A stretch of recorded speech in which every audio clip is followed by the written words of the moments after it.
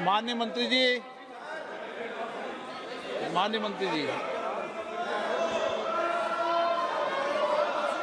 अध्यक्ष महोदय, इस 10 घंटे चलने वाली इस चर्चा के उपरांत मुझे उत्तर देने के लिए अवसर देने के लिए धन्यवाद। सबसे पहले तो बड़ा निराशाजनक है ये दृश्य विपक्ष को देख करके कि जब इतने महत्वपूर्ण बिल पर चर्चा हो रही है, जब इतनी संवेदनशीलता के साथ और प्रधानमंत्री मोदी जी की प्रतिबद्धता के साथ ये विधेयक लाया गया है, तो बजाय इसके कि संजीदगी से इस पर बहस की जाए, सुझाव दिए जाए, इस पर राजनीति करने का प्रयास किया जा रहा है।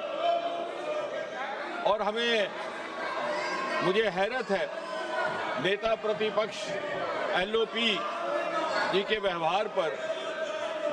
उन्होंने जिन अपशब्दों का इस्तेमाल किया वो अनपार्लियामेंट्री तो है ही है, बल्कि इतना अनपार्लियामेंट्री एक्सप्रेशन है वो, मैं अपने बुक से नहीं बोलूंगा, कि यदि कोई व्यक्ति या माननीय सदस्य अपने आप को भी इडियट समझे तो वो नहीं कह सकता, सदन के बाहर जाकर के कह सकता, उसमें नहीं कह सकता। मुझे हैरत है कि नेता प्रतिपक्ष जिनका एक रुतबा रहता है, उनको ये बेसिक पार्लियामेंट्री नॉर्म्स की जानकारी नहीं। और इसलिए जब वो कहते हैं कि मैं किसी व्यक्ति विशेष के बारे में ये शब्द इस्तेमाल नहीं कर रहा, तो कई बार ये शंका होती है कि क्या वो छात्रों के लिए कर रहे हैं। और अगर ये बच्चे जो हमारा भविष्य भी है, हिंदुस्तान का मुस्तकबिल भी और विकसित भारत के उज्जवल नागरिक भी, यानी उनको अगर इडियट कहा जाए तो इससे और ज्यादा दुर्भाग्यपूर्ण कुछ नहीं।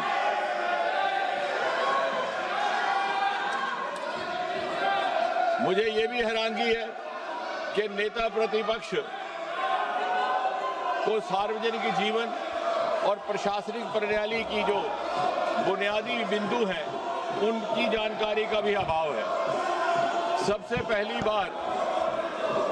पहली बात तो ये कि जब वो कहते हैं कि गृह मंत्री जी ने गोली चलाने का आदेश दिया और उसे ऑथेंटिकेट करने में नाकाम है, तो सबसे पहली बुनियादी बात कि कहीं भी गोली चलाने का आदेश कोई मंत्री नहीं देता, वो मैजिस्ट्रेट देता है, एसडीएम देता है, डीएम देता है। हम सब विधायक रहे हैं, सांसद रहे हैं, हमारे अनुभव में है। इसका अर्थ ये हुआ कि उन्हें सार्वजनिक जीवन का भी अनुभव में अभाव है। दूसरी बात, ये बार बार स्पष्ट किया गया कि गोली चली ही नहीं, अश्रु गैस, टीयर गैस का इस्तेमाल हुआ, लेकिन जब गोली चली ही नहीं तो आदेश देने का सवाल ही नहीं पैदा होता। और आदेश देने का अधिकार मैजिस्ट्रेट के पास रहता है, मंत्री के पास नहीं। फिर इन्होंने ये कहा कि गृह मंत्री जी के साथ 30 गाड़ियों का 30 व्हीकल्स कैवलकेड, शायद इनको गिनती करने में भी दिक्कत है।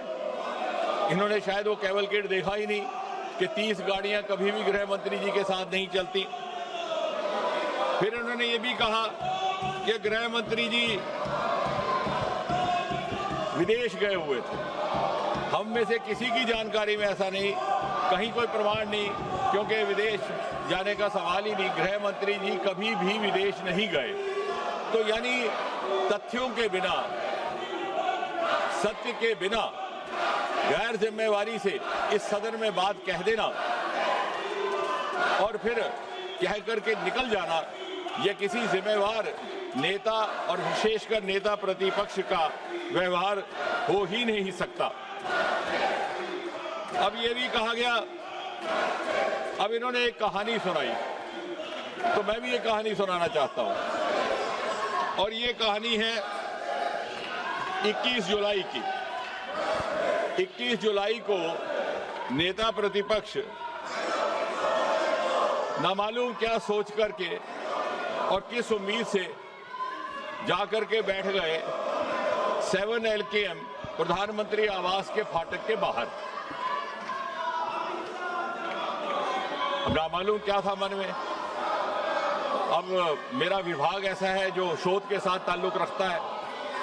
जब इस पर थोड़ा सा मंथन किया तो ये संभावना लगी कि शायद बहुत जमाने से इनको ये हसरत सता रही थी कि देश इनको प्रधानमंत्री चुने और 7 LKM में बिठाए। अब इनकी जब वो हसरत पूरी ना हुई तो निराशा और फ्रस्ट्रेशन से हताश होकर के वो प्रधानमंत्री आवास 7 LKM के दरवाजे पर जा बैठे।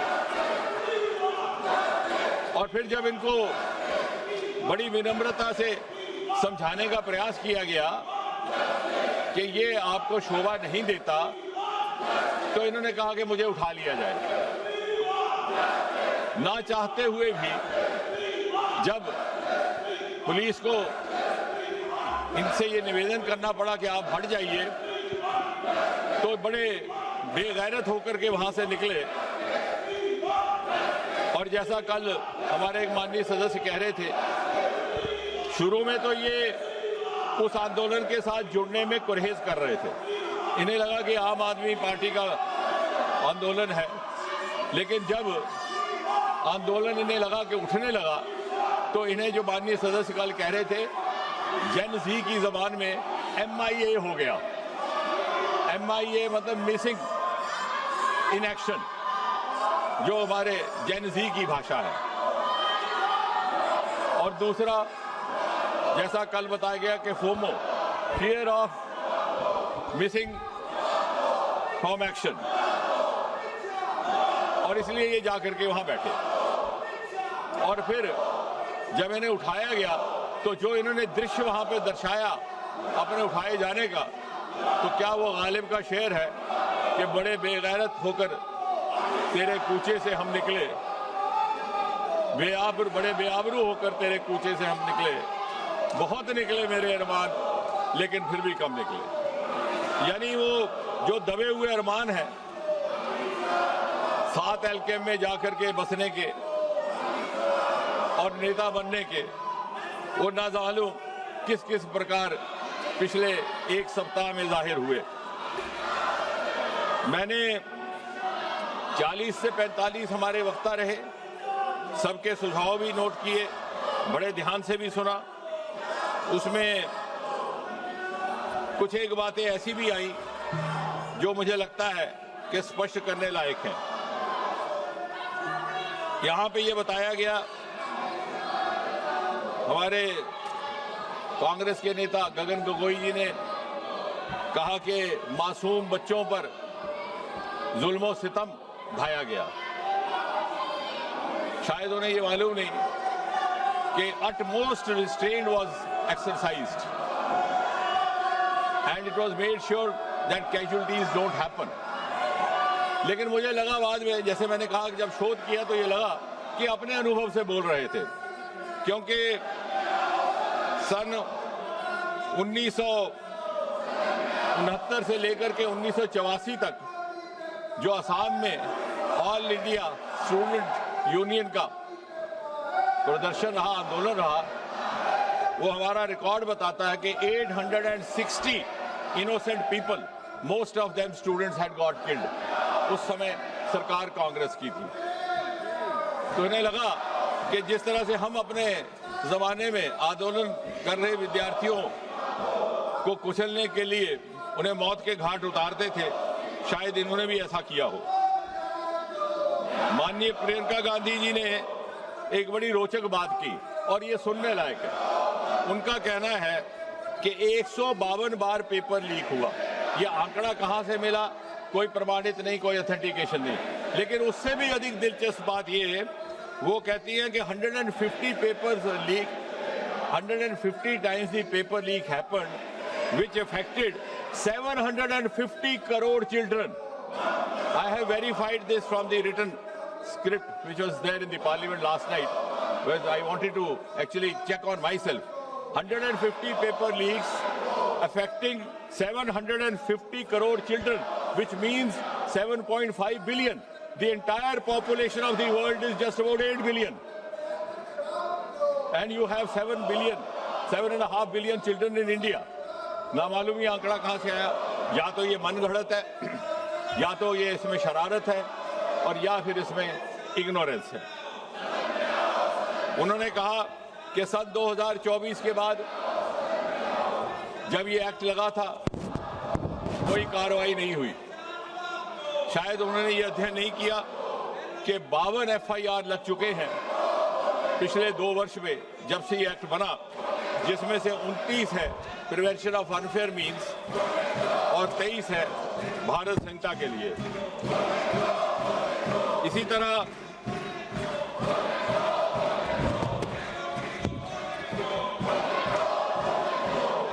वेणुगोपाल जी ने कहा कि हमने स्कूल बंद कर दिए। शायद वो ये कहते कि हमारे हायर एजुकेशन के अवसरों में 30% बढ़ोतरी करने का ये काम इस सरकार ने किया है। We have increased the number of universities from 760 to 1,293. I am not saying anything without evidence. The number of higher education institutions has been increased from 51,534 to 64,896. इसी सरकार ने ट्राइबल्स के लिए एकलव्य विद्यालय भी बनाए और इसी सरकार ने national education policy 2020 lie, which is a game changer and which should have happened actually. वो एक आपका अधूरा काम और आपका पाप था। उसका नॉमेनक्लेचर भी गलत था। Human resource development is a nomenclature used in the corporate sector and other places to refer to personal management and you had made young children prisoners of the subjects chosen for them in class 12 by their parents, by their guardians, by their elders. NEP 2020 has liberated our adolescent children from these subjects that they took up for class 12 and given them an aptitudinal freedom. अर्थात यदि कोई माता पिता अपने बच्चे को 12वीं कक्षा में 12वीं जमात में मेडिकल के सब्जेक्ट चुनने के लिए इसलिए हिदायत देते हैं कि उन्हें ये उम्मीद होती है कि वो आगे चल करके डॉक्टर बने और किसी कारण वो नहीं बन पाता, तो पिछले जैसे हालात नहीं कि वो BSc भी उन्हीं मजमून में करेगा, MSc भी उसी सब्जेक्ट में करेगा, PhD भी उसी सब्जेक्ट में करेगा, ना चाहते हुए भी he becomes prisoner of the subjects.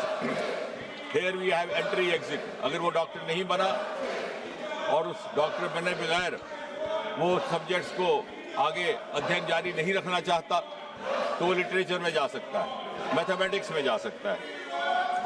There is a democratization of higher education across the country. और इतना ही नहीं, यही वो सरकार है जिसने मेडिकल एजुकेशन में भी, क्योंकि मेडिकल एजुकेशन के हवाले से बात हो रही है, एम्स की संख्या 7 से लेकर 22 तक बढ़ा दी। गवर्नमेंट मेडिकल कॉलेज की संख्या 387 से 844, MBBS सीट 51,300 से 1,39,000, पोस्ट ग्रेजुएशन सीट्स 31,100 से 86,300 तक। अब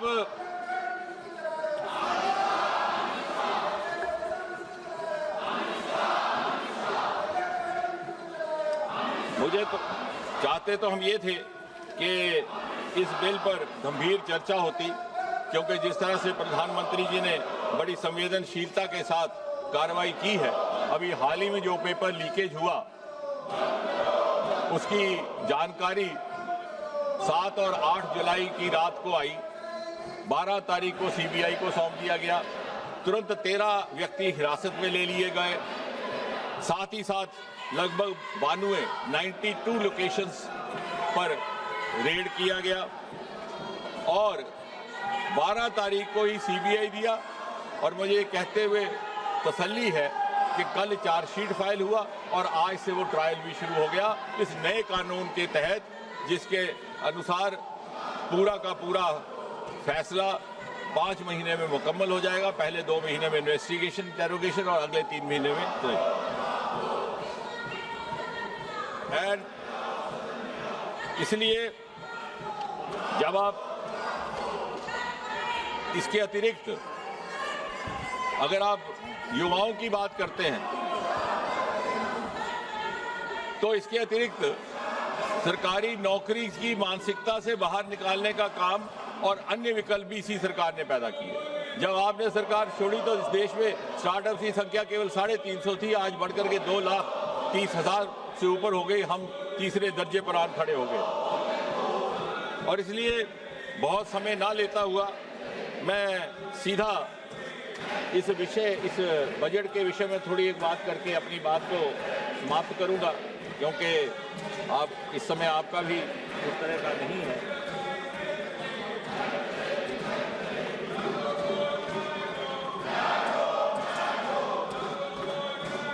इस बिल की ये खासियत है कि the public examination prevention of unfair means amendment bill 2026, इसकी कुछ एक धाराएं मैंने कल भी व्याख्या की थी। कुछ और तफसील में अगर आज जाने का मौका है तो मैं कुछ ही क्षण लेकर के इस बात को कंक्लूड करता हूं। Public examination prevention of unfair means bill 2024 was enacted in January 24, लेकिन हाल ही के घटनाक्रम के बाद ये इस सरकार की संवेदनशीलता है and openness to accept the inputs and to learn from the experience and also to learn from the advice of the experts के लगा कि इसको और स्ट्रिंजेंट बनाया जाए। इस एक्ट के तहत जो अनअमेंडेड था उसमें भी the offence is cognizable, non bailable, non compoundable with stringent punishment.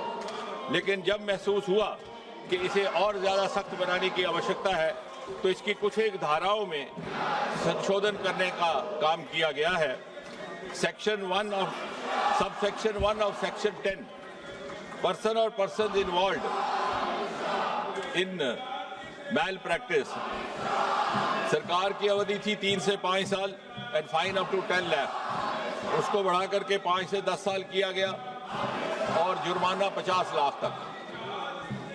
Service provider, जिसकी परिभाषा मैं कल दे चुका हूं इन माय इंट्रोडक्टरी रिमार्क्स, उनका फाइन था पहले 1 करोड़ तक, उसे बढ़ा करके 5 करोड़ कर दिया गया और उनको 4 साल के बजाय 8 साल तक कोई और एग्जाम कंडक्ट करने पर बाधित कर दिया गया। डायरेक्टर और मैनेजमेंट की सजा 3 साल से लेकर 10 साल से बढ़ा करके 5 साल से 10 साल तक कर दी गई। फाइन 1 करोड़ से बढ़ा करके 5 करोड़ तक कर दिया गया। और इसी तरह जो ऑर्गेनाइज क्राइम है, बार बार कुछ एक सदस्यों ने उसका उल्लेख किया है, मैं उस पर भी वाजे कर दूं कि उसके लिए इम्प्रिजनमेंट 5 साल से 10 साल से बढ़ा करके 7 से 10 साल कर दी गई। Fine which was not less than 1 crore has been increase up to 10 crore. और इसलिए बहुत सारी यहाँ बातें की गई। मैं ये भी कहना चाहूँगा कि कोई भी बच्चा अगर सुसाइड करता है तो जितना आपको उसका खेद है उससे ज़्यादा हमें है, लेकिन हमें आंकड़ों में ना उलझाइए। हालांकि किसी मृतक बच्चे के आंकड़े का व्याख्या करना कोई शोभा नहीं देता, लेकिन the rate of suicide related to paper leakage also has reduced over the last few years. यही कुछ एक बात कह करके मैं अपनी बात समाप्त करता हूँ।